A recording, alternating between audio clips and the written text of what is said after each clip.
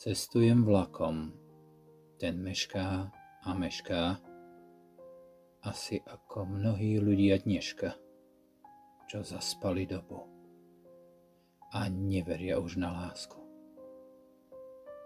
Častokrát kladiem si otázku, čože ich prebudí?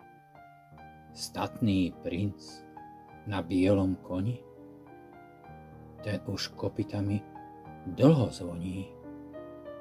A predsa to mnohým nestačí. Zaspali uprostred vravy, na vavrínoch zdanlivej slávy. Čačkami márnivosti ovešaný, vlastnou dôležitosťou kolísaný.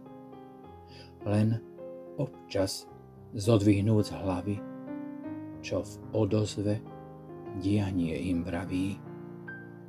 Tak sa vedie človeku na prechádzke dejinami. Bez plného spojenia so zdrojom sa však nežije, lež živorí. Všetko však má svoje hranice, aj trpezlivosť s nami. Staň a hýbaj von z temnice, sú otvorené brány. Zem duní, praskajú okovy, skrz dogiem trhliny presvítá jasný svit, nové obzory. Len ak si pýchu do prachu pokoril, je tvoj duch znova vládny. Bez lásky Božej súžený a doteraz tak hladný.